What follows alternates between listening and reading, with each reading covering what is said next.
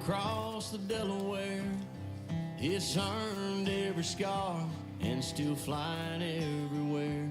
It's been kicked and it's been cussed. It's been burned out in the street, but it never would give up, 'cause no, it just can't be beat.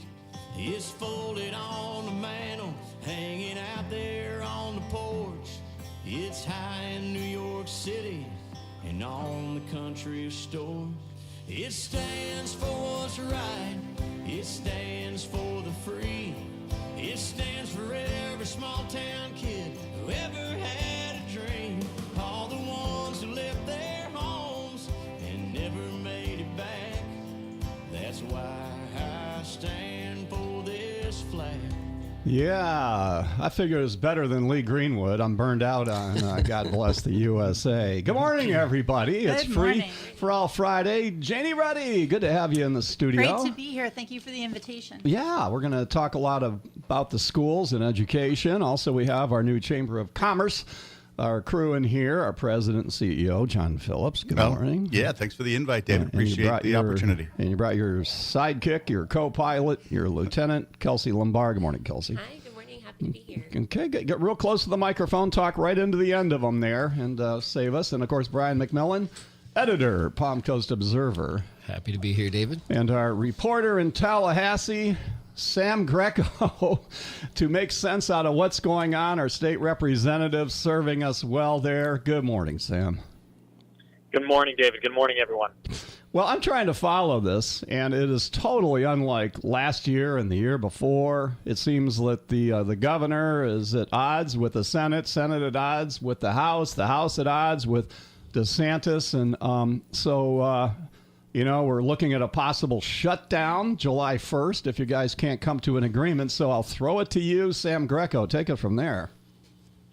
Well, I think that July 1st is still a ways away, and there are ongoing conversations and a lot of hard negotiations going on, and I'm very optimistic that we will not be in that position.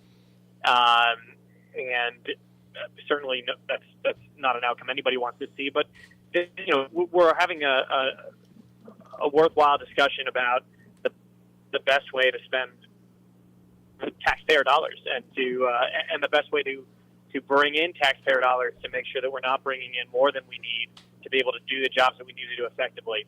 So, is this different than the last few years? Yes. Is it unprecedented in history? No, it's not. And I'm confident that we're going to land the plane, but it's going to take just a little bit more time and discussion. So, I mean, fundamentally, it looked as at the Senate President Albritton had an agreement with Perez, at least on the top line, and then that got kind of blown apart by the governor, who's pretty adamant about wanting property taxes slashed and cut and everything, and that kind of puts you guys back to not necessarily square one, but so how do you make everybody happy is the bottom line. I don't see the path for that. Well, first of all, I think it's important to note that the conversation on cutting sales tax and the conversation on cutting property tax are not necessarily correlated. Sales tax is one of the key revenue drivers for our state budget. Property tax is the key revenue driver for our counties and cities. We certainly want to make sure that we are returning dollars and leaving dollars in the pockets of taxpayers everywhere, whenever those dollars are not are superfluous and being used simply because we have them, not because we need them. But the conversations, while they're all happening at the same time, they're not necessarily tied together. And regarding property tax reduction, the Constitution limits to a large degree what the legislature can do with respect to property taxes.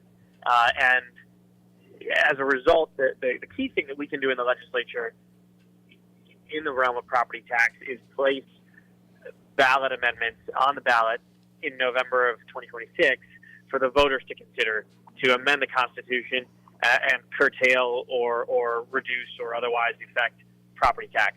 We're very interested in doing that. The House has a select committee that's been established over the summer to study the issue, come up with proposals that the legislature can then consider in the 2026 session in January and February to, again, place those proposals on the ballot in November. But we don't have the ability unilaterally to pass a law from Tallahassee and say, property taxes are going to be reduced by X amount. We can do that with sales tax. That has been part of the budget conversation. That is one of the sticking points, although there have been proposals, and the House Appropriations Chairman has said that the House is open to a budget that doesn't include a recurring sales tax reduction, but then we would want to see the funds that we would otherwise return to the taxpayer be diverted into the rainy day fund rather than just be spent to spend it.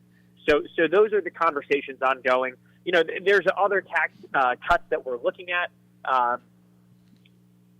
For example, the business rent tax is a tax that myself and a lot of others have long had their eye on as something that we want to get rid of in Florida. I'm sure John is smiling along in the studio there.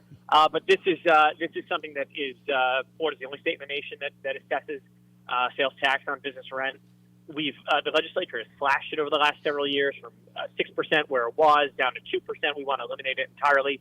So that's just one example. There are other examples of other places that we can cut taxes outside of a recurring sales tax reduction. But we do want to make sure that we're not spending more than we need, that we're not taking in more than we need, and we're leaving tax dollars where they belong, which is in the pockets of taxpayers.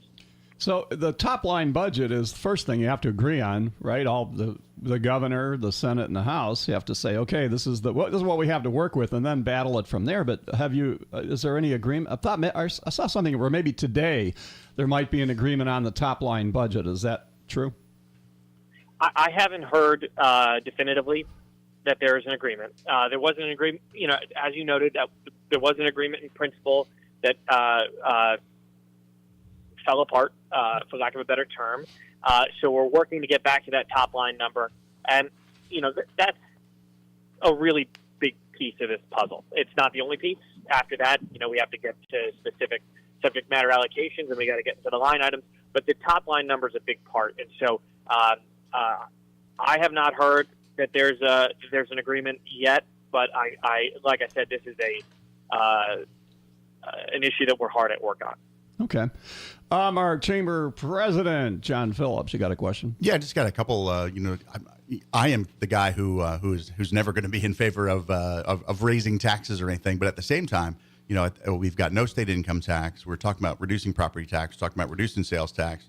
We're talking about eliminating a lot of the tourist development taxes. But at the same time, I also know, and I'll throw it back over to our school board member, I know our schools are challenged right now because the number of kids that are leaving public school for other alternatives, and the head count is how you get your budget. And so, again, I'm not in favor of raising taxes where it's not necessary. But man, I know our school system, both here in Flagler County, but also I read the paper, Volusia County, very shorthanded as well. And I can imagine it's probably at almost every county across the state. So it's not like we're just overflowing with money and we can give it all back, because there are definitely some shortages that we. And then beach renourishment, how about that? We're worried about that here in the coastal area. So. It's a challenge. I get it. It's not as easy as I'm trying to make it sound, but at the same time, I do know that there are some shortcomings that we're looking at. So hopefully we can find the right balance to do the things we need to do to continue our great education here in Flagler County and throughout the state. Janie Ruddy is here, our school board member. You've got Sam Greco on the line. Comments, questions? What's your take on it? You're looking out for our school system for sure. Yeah, there's so many questions to dig into on this, and I concur. We're very fortunate in Florida, just in relation to our property taxes. It adjusts based upon your house value. It's still much lower than many of our northern neighbors. We don't have local and state income tax. So we already have a very light tax burden relative to other states. But yet our teachers are paid 50th in the country. And combining that with, for example, the former House Bill 5101 and Senate Bill 7030 that passed, that is going to additionally impact funds for what we grade schools on. That's the ACE programs, the IB programs. And I sat down with our CFO to see exactly that impact on our budget, and it is going to impact that budget. But yet that is how we are graded in a school system. And additionally, you're right, we do have an increasing number of students who are opting for homeschool, private school. And in this last year, I did an analysis looking at all the counties in the state in terms of how much money did they lose to this voucher program, because it comes out of our budget, right? And so when you look at the 10 counties at the top end of the scale in terms of median income and 10 counties at the bottom end of the scale in terms of median income, the vast majority, 80% of the wealthiest counties had the most money taken out of those school systems, which tells you that voucher, homeschool, privatization, family empowerment scholarship fund is really benefiting those who already have money. So we in Flagler here are in the middle. Our median income is right there in the middle. And, you know, while we're not devastated with losses because we have excellent schools, and I would be the first one to advocate for removing students from failing schools. We do not have failing schools in this county. Do you have, Sam, in Tallahassee, let's go, because she brings up a point with the voucher system. It used to be pretty simple. You know, the rich kids went to private school and everybody else, we went to public school, and few of the Catholic kids went to Catholic school. It was pretty much the way it was. Now, of course, with the whole voucher thing and at home and charter schools and all these different choices and things, is it working out, I guess, from the state's point of view, not just Flagler County, but overall, is this a good thing, the whole vouchers and freedom of education? I believe so, and I'd say that is certainly the consensus in the legislature. You know, these are new programs. We're certainly watching them to see how we can improve them and tweak them and make sure that they're working as best as possible for our students and families. But at the end of the day, we want students to have, and parents to have, the ability to send their kids to the school where they feel that they can get the best education and the education most tailored to that individual. And we want to make sure that that if when parents make that choice, that they have the financial ability to make that choice. Well, go ahead. No, continue. Well, and David, I'm sorry, I do have to hop off in just a couple minutes here, but okay. All right, well, we'll continue the conversation, but so give us a final wrap-up here, because I appreciate the time you give us every other week here, Sam, and reporting in. That just means a lot to all of us here in Flagler and Volusia and St. Johns County, and we get a lot of good sound bites off you, so appreciate it. So kind of like a wrap it up here, what's going on with you? And next week, or today, what do we hope to have accomplished? Well, you know, like we talked about, I think the next big thing that we want to see is that top-line budget number. And once we get that, then my focus will continue to be where it has been, but to make sure that our priorities for the district stay in the budget. We've done a very good job so far, that a number of our big-ticket items have made it to this point, which is great, but we're not over the finish line. And once we get that top-line number and then we get those allocations, we need to make sure, and certainly this will be my focus, is making sure that those appropriations stay in the budget. A number of the bills that I sponsored have made it to the governor's desk. I have 5 bills that made it to the governor's desk. 2 of them the governor signed into law, and the other 3 I'm optimistic that he will do so in short order here. So happy to see that happening as well. But Otherwise, we're just looking to land a plane on the budget. All right, very good. We'll let you go. Final comments, Janie, ready for Sam Greco? Yeah, I think one of the statements that Mr. Greco said was that he said he believes that the school choice program is working, and that's my fundamental argument. I don't have problem with competition, but it needs to be measured. We don't have data that is required of homeschooling or private schools in terms of the same assessments and accountability. And if you look at really why did this come about? I think the origins were very altruistic, making sure that there's competition in the schools, and I accept that, and we will rise to that occasion. However, when you look at where does this, all of a sudden, this generous amount of money for these family empowerment scholarships come from? When did we have a giant social activism thing happen at the Capitol? No. All of a sudden, billions of dollars are coming in from this. Okay. If you look at where this money is coming from, the backers are Betsy DeVos, Jeff Yoss, who has his wealth in ByteDance and TikTok, as well as the Walton family, who all have one thing in common. They have investments in charter private schools, as well as educational technology, and they have a common belief that there should be little to no taxes. Okay, quickly, we got to let him go. Absolutely. John Phillips. Yeah, my last comment, Sam, appreciate all the great work that you're doing up there. Originally, we had next Friday scheduled to have our end of the session luncheon with you and Senator Leak. Obviously, we've had to postpone that, so look forward to working with you and your staff to find a date probably toward the latter part of July where we can get back together and recap everything that finishes once we get it across the finish line there in Tallahassee. But thanks again for all your great work. All right, Sam, are you there? I'm here. Okay. Thanks, everybody. Good to talk with you. Hey, Enjoy thanks the weekend thanks and for happy serving. Memorial Day. And thank you for your service to our country and also right now, and have a great Memorial weekend. Enjoy, hopefully, time with your family. Well, I appreciate that. Thank you. Happy Memorial Day, and thanks to all who served. All right, take care. All right, we're going to take a break. We will be back. Ooh, I love that. Janie Ruddy letting it fly here. We're going to talk about all that. As we speak, the governor is speaking right now in Kissimmee to the National Convention for Homeschool. These are some of the competitors we're talking about. We'll be right back. That's the way you do it. You play the guitar on MTV. He's Carla. The following That's programs Alan. contain If you information. don't know who we are, Now you do. we're the owners of your local Benjamin Moore paint store. Next time you're thinking about painting, think about us. Benjamin Moore, corner of Old Kings and Utility Drive. Palm Coast. Locals know where locals go. For the best happy hour on the beach every day from 11 a.m. to 7 p.m. You'll love these drinks. Johnny D's Beach Bar and Grill. We're waiting for you. All units prepare to copy the following important message. If you are an active or retired law enforcement officer from any federal, state, county, or city agency, you may qualify to become a member of the Fraternal Order of Police in Flagler County. Come join us to experience the camaraderie of this noble profession. Go to foplodge171.org or call 386-585-3847, 386-585-3847, and leave a message.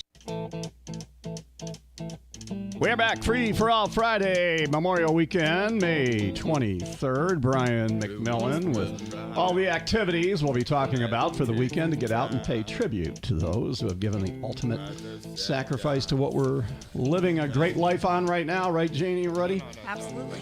Okay. Well, you let it fly a little there with Sam Greco and some good points to it, okay? But I was watching Governor DeSantis live from Kissimmee, and speaking at the, what is it, the homeschool, national, whatever they are, the homeschoolers, but a whole bunch of people there, big convention.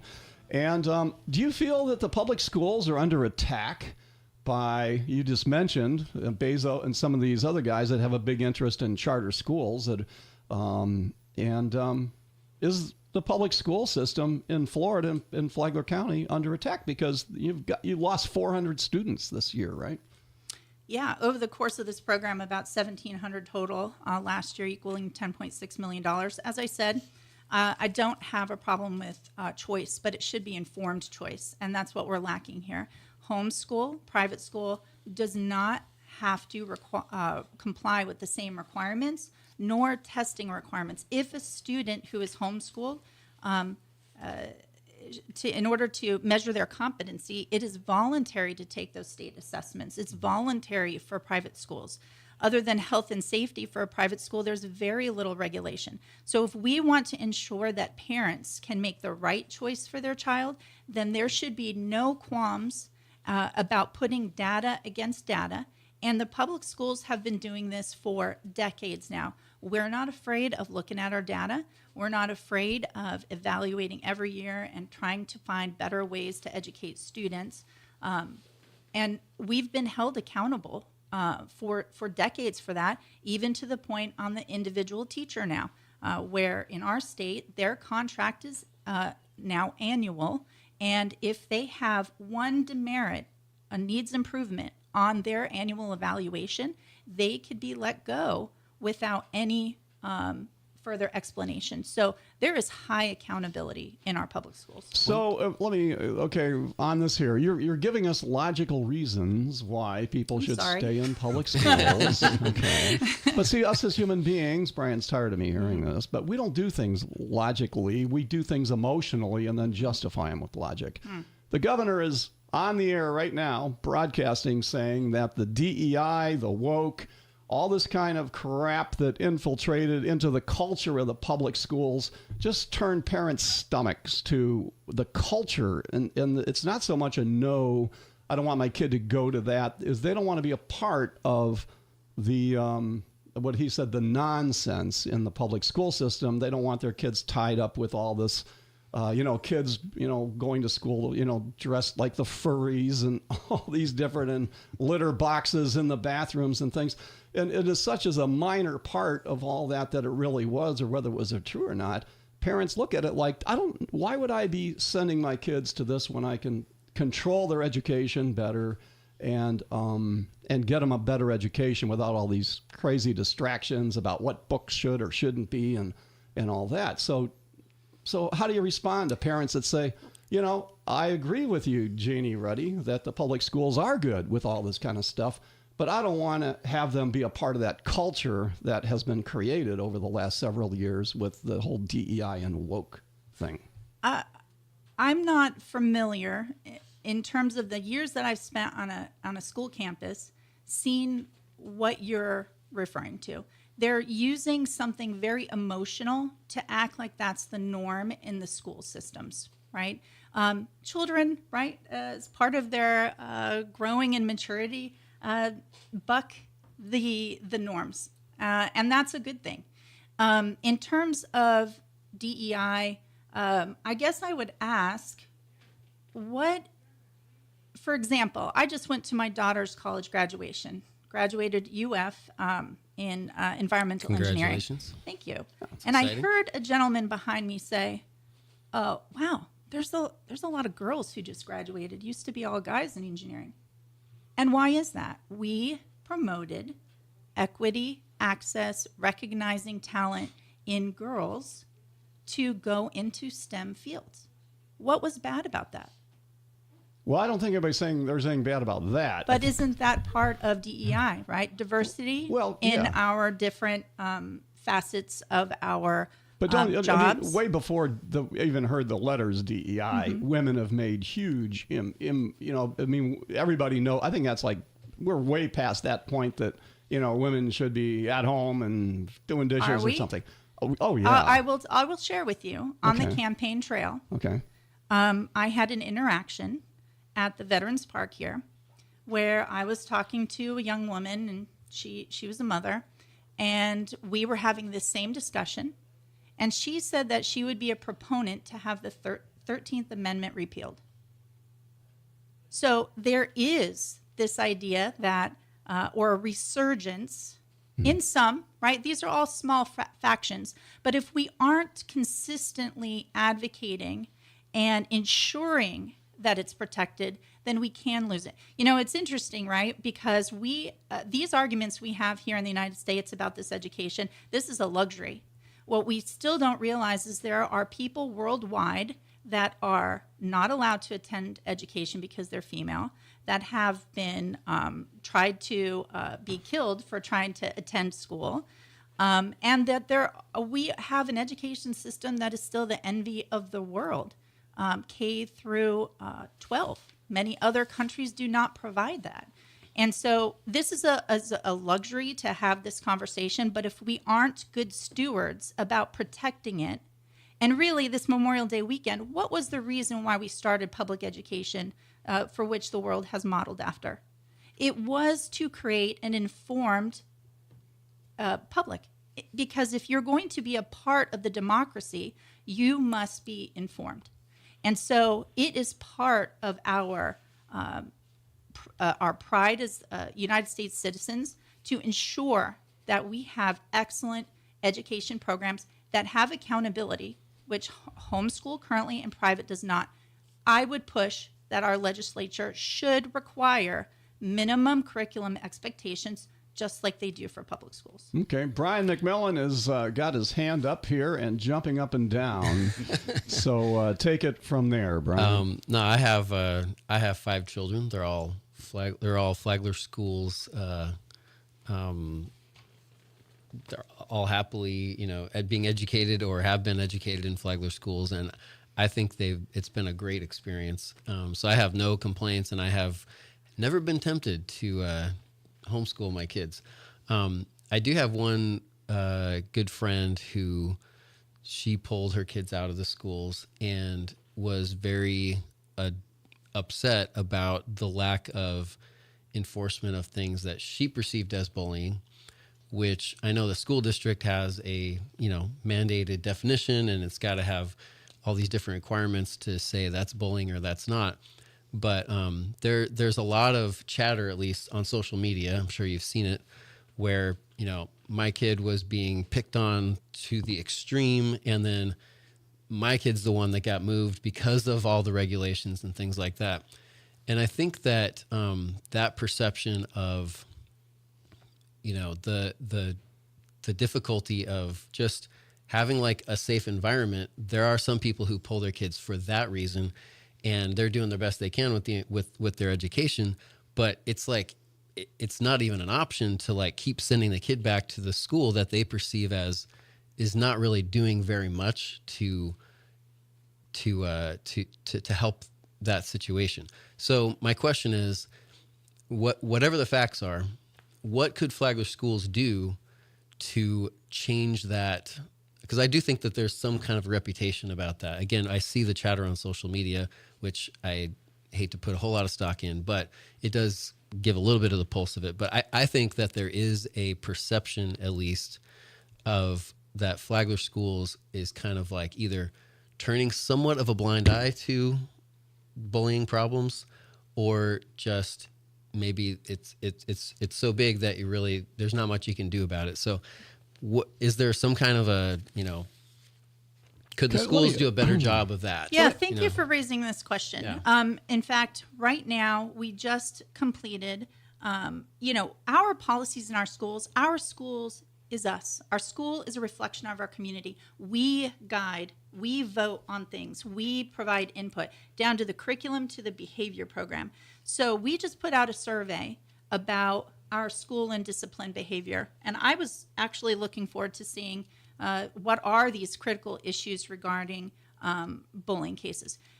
Out of 18,000 students, how many parents and 18,000 students? I'm sorry, 13,000, sorry. Yeah, something like that. Out of 13,000 students were invited, teachers were invited, parents were invited. Guess how many responses we received? 500.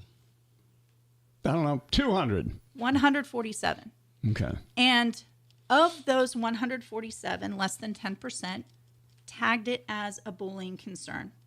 So what is the definition sounds like of we don't have very good data yet. Well, no, let's clearly identify what bullying is, because it's always gone on. I mean, back into the Little Rascals, on TV, you had, do you remember that? Or somebody else does. Like, Yeah. what is that? I might be the old guy that can remember that. There was so, yeah. Butch the Bully, and it's part of human society, and there's lessons learned. But so what is the official definition of bullying? Some people think, it's somebody picking on somebody or whatever. So what is it? There's a detailed definition, What is and it? I do not have it memorized by heart, but there is repeated, malicious, right. and there's a power struggle. As well as harassment. And I think sometimes we use bullying and harassment interchangeably. Yeah. And there is a definition on the state level, but also, we always go above in Flagler County. So it has to be repeated. Generally, there's a power issue. There has to be harassment, or it could be harassment. But and we have multiple avenues where bullying can be reported anonymously. And it is our legal requirement to investigate every case. What parents, however, sometimes don't realize is they expect, hey, and you should stand up for your child. You want them to be protected. They have a right to a safe environment. If I say, hey, Johnny is picking on my student, there is an investigation. We have cameras on the schools. We take all sorts of ancillary information. However, they expect a full report about all of the things consequences Johnny faced. We do not do that. That is a protected information for that child. So just because you don't see or hear what were the consequences, it does not mean that there weren't consequences. And I think that's a fine distinction. And that's what I hear is the biggest issue, right? Parents understand kids are going to be kids. They're going to do thoughtless things. Yes, you should advocate for them. You should protect your students. You should report that bullying if you feel that it was, even if you're just, this might be, right? It's better to be safe than sorry. But they expect to see this giant display. What's different for us, right, is that, yes, every child, even when they make mistakes, has a right to an education. And so unless it's to a particular extreme where there are students who have been arrested, right, they are dealt with.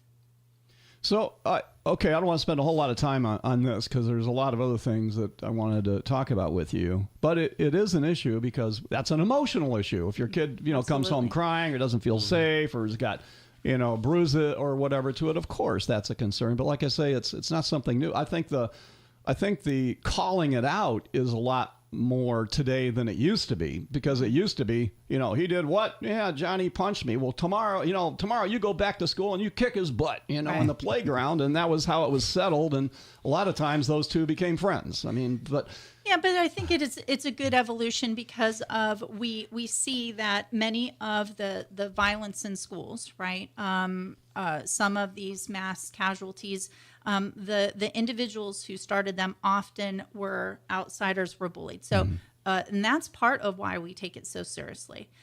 In terms of, Brian, what you said, what could we do better? One of the things that I have advocated for, and again, as an individual school member, I don't have power as one, right? We must come to a consensus as a group, is I do disagree with the requirement that there must be power over another individual. You're talking about 9-year-olds. What kind of power? Their peers, right? And so I think sometimes that kind of complicates some of the bullying matrix. And so I would like to see some changes in that. And that's particularly what I'm looking to see in terms of the survey that and feedback that was provided from the community. I really appreciate those thoughts. And one last thing I would say is that we did a story in the Observer maybe a year or two ago, but the school district's own data was saying something like it was in the single digits of bullying cases out of 13,000. And that seemed kind of almost laughable that there would be only, say, 6 bullying cases in a year. So it does seem like it doesn't really pass the kind of smell test that, that bullying is being addressed in those ways. But it's real hard. It's a real hard thing. But I do think that I sympathize with the parents who feel like they really can't do much, about it. And I think sometimes they pull their kids, maybe not even, and it may not be the best thing for their education as far as their development, for their own brain and everything else. All right. But All right. I'll stop. Brian. I'll stop. All right, I'm going to bully you We're done. here and All right. say, all right, Brian, all right, file a complaint. Anyway, but here, I am a big fan of public schools, all right? And I think that cultural interactions with a wide variety of people, as some of them are the weirdos and some of them are they're the smart and everything like that. I think that's healthy because that prepares you for the real world. I think if you don't like because your kid was picked on, you put him in homeschool, I think that's not doing a good thing because you got to learn how to deal with that if you're in real life, right? Kelsie, you raised your hand. Go ahead. I did. So I'm a mom of 5, and my kids are in public school as well. And I do find that I agree with you, Brian, a little bit with that aspect. But I also think it's a very big verbal thing nowadays with the words that they're coming up with to use. Social verbal media media. bullying. Yeah. But I also do think, like, my high schooler right now, he's in the IB program, and I think that what he's getting out of that, he wouldn't be able to get at home. The Diploma Plus program that they have, those programs aren't accessible at home. So it's like, and the competition of competing with a wide variety of people sharpens. I mean, what's the whole purpose of school is to prepare you for the real world, to go out there and make it on your own and raise your own family and educate your kid. I mean, that's what it's all about to it. But to overly protect kids from that, and a lot of parents do feel that way. Yeah. I don't. I think that's why I'm a fan of public schools. The sports they offer, the after-school programs that it offers, and the variety of classes and things. And to me, there's nothing more valuable than having a teacher in a classroom communicating human to human and not some AI type thing online. So that's where all of my grandkids here in Flagler County are in public schools or graduated from them and everything. And sure, they had their problems, but they, competed in sports and after school programs and all that. And they're all doing very well. So I would feel a lot better about the choice, freedom movement if there was just as much emphasis on, okay, but we want to make the public schools as supported and as strong as possible. And I feel like sometimes the tone, at least from the state, is, okay, we're going to keep, making it harder and harder for the public schools. And you guys better figure out how to, to be as competitive as you can. We should, as a society, be trying to make that happen together and not just kind of say, good luck. That's what the tone feels like, at least sometimes. Well, that's kind of frustrating. Janie, don't you think, though, that the public schools never used to be challenged like they are? Even right now, when I was hearing the governor talking, and he probably still is, I mean, he was like saying how great homeschool and all this and the voucher program. It was almost like an anti-public school message. Yeah. And to me, the public schools need to do a better job in telling their story to the public to offset, because what makes it into the news is the negative stuff. I mean, here we are talking about lots bullying. of good news in here. Look at the Observer. So, Brian, for example, the voucher for a minimum, a family is going to get $8,000 for a student. That is pretty much equivalent to what we get from the state to educate that child. However, we don't get to spend all that $8,000 on only the curriculum, right? We've got facilities, we've got teachers to pay, we've got behavioral counselors, all of these things, right? So there is a disproportion there. However, what I'm probably concerned is the long term. What is the state's guarantee that money is going to be there for parents long run? Are they going to decrease those funds at some point? They decrease our funds, right, when we're in a recession and we have our property taxes based upon our home values. That took a big hit in the Great Recession. So, there's some concerns there. I don't, again, with the homeschooling, it's more about having equity in the requirements and the competency measures. In addition, and I'm interested to hear from the chamber president,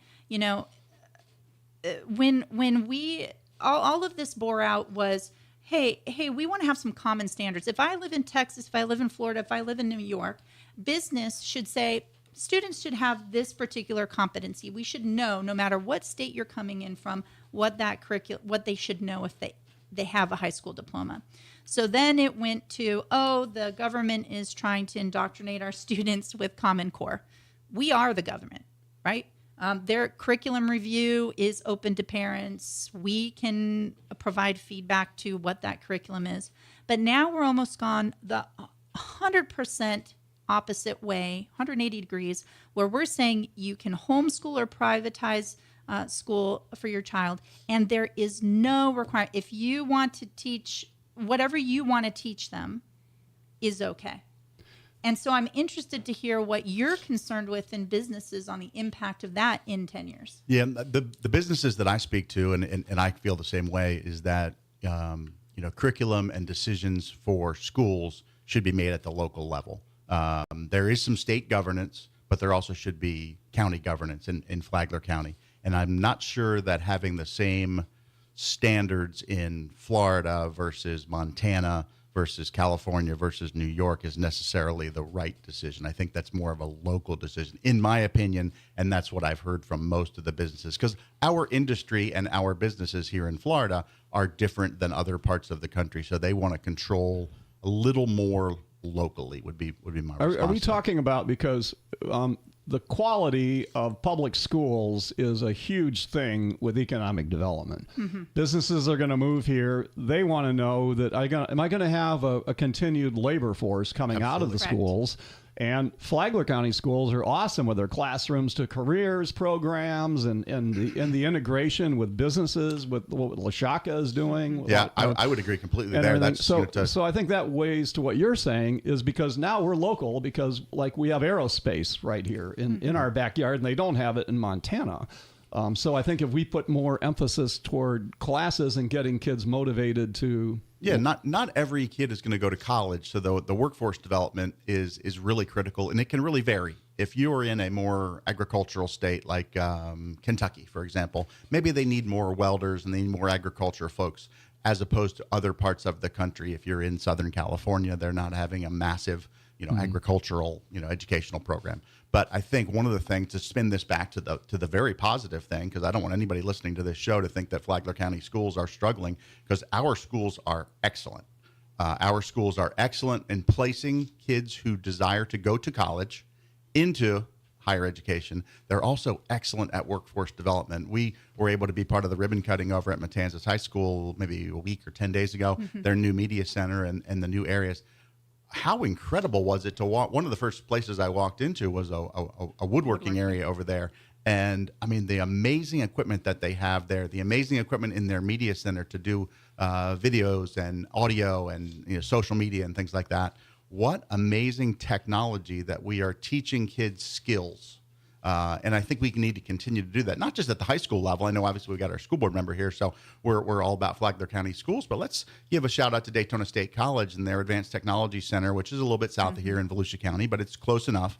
Plus, we have the Daytona State College campus here. We've got wonderful education surrounding Flagler County. There's not as many higher education places in Flagler County, but if you go south to Bethune-Cookman, to Embry-Riddle, to Stetson, go north to Flagler College, go north to UNF, go north to Jacksonville University. Very close to the west, you can go to the University of Florida, and UCF is less than 2 hours away.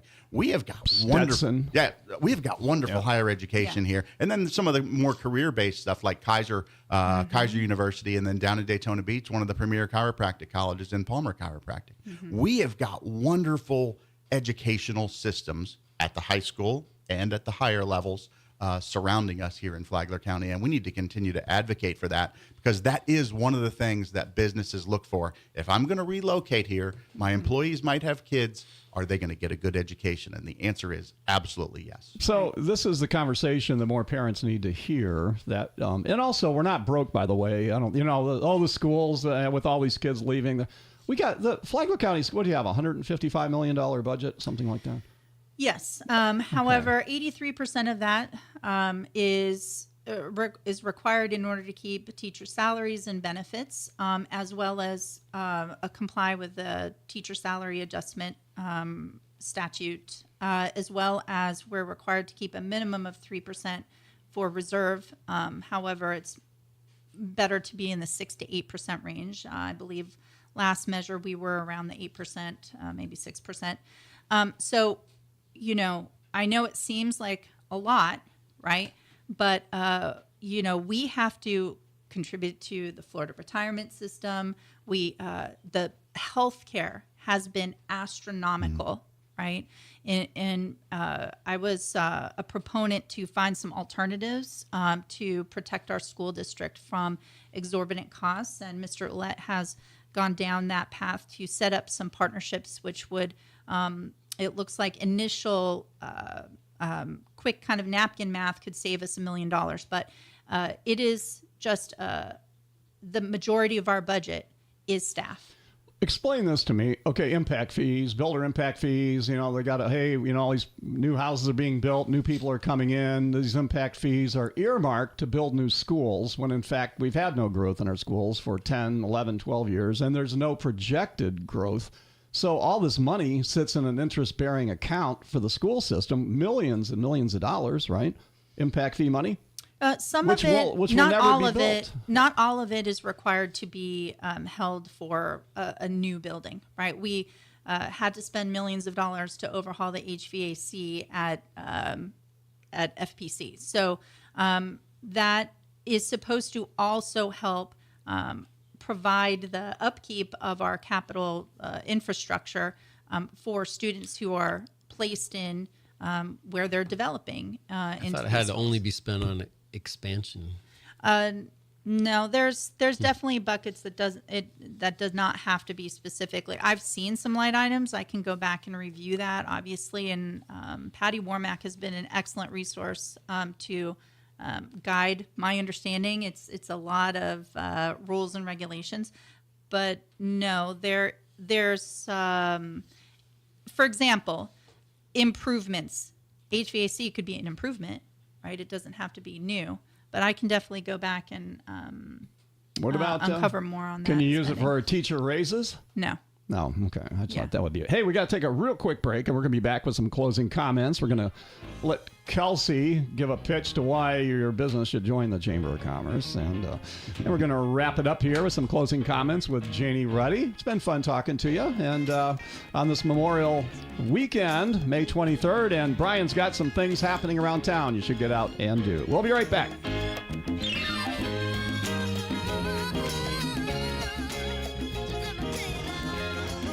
This is Pastor Charles Solano. Here's a few food facts that might surprise you. There are over 135,000 people living in Flagler County. Many families go hungry because of health and various financial hardships. Every month, our food pantry gives 6,500 families a $150 box of food. If you do the math, 150 times 6,500 is almost $1 million a month that can be spent locally on other needs. Thank you for donating to the $1 Million Foodathon. Go to gracecommunityfoodpantry.org. Now you can watch all the Palm Coast City Council meetings live on TV wherever you are. This is a tactic to try to steal this seat from the mayor. Know the facts. You have comments that are not in reference to that investigation. Don't believe everything you hear. He has approved multiple building projects, which you, Mayor, had not. By any definition I've seen, I consider that malfeasance. The Palm Coast City Council meetings now streaming video live on the WNZF Facebook page and on the Flagler Radio YouTube channel.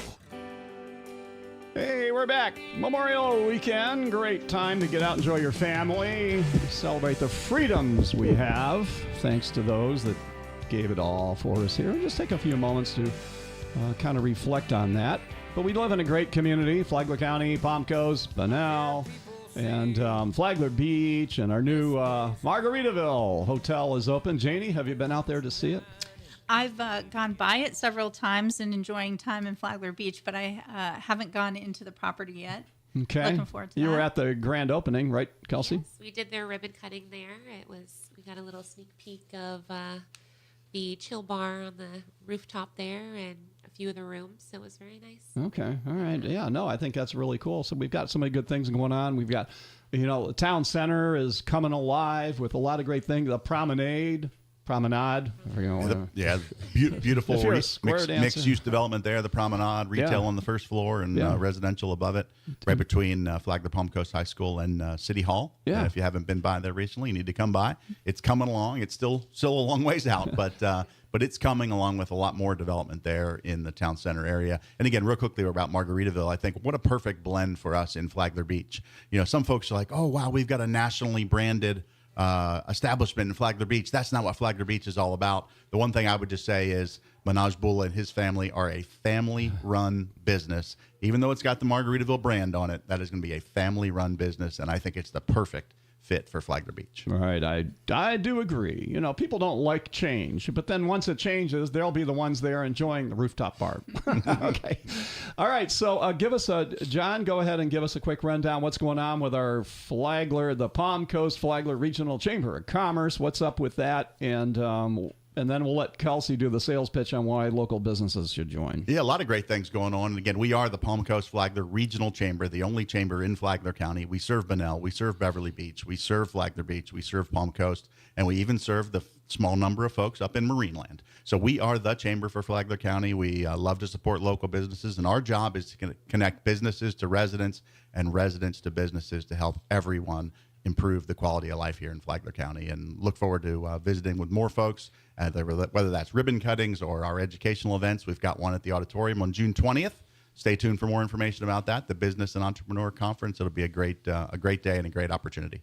All right, Kelsie Lombard, here it is. Let's hear it. Give us the pitch. Right. Why should we join? Well, we have a whole lot rolling out at the chamber now that John has gotten his feet wet and is finally on board fully. We have a new nonprofit rate.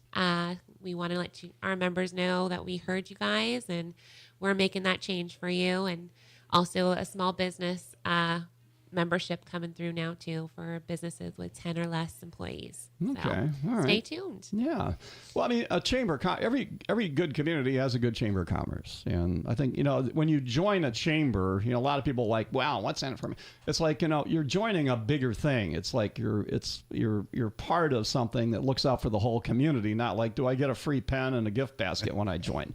You know, so you got to look at the big picture to it, and the fact that you're contributing to an overall, because the chamber is present. We lobby for things. We, you know, look out for the businesses, and you have an ear for it. So if a member has a concern about something, they can call up, come in, and talk to you about it, and we can go to bat for them. Right? Absolutely. You can go to our website, pcfchamber.com. You can pick up the phone and give us a call, or you can stop by and see us there at City Center. And we do advocate for the businesses. That is our job, is to connect businesses. And we feel like at the chamber, we try to make 1 + 1 = 3, because we work together with synergy to help everyone.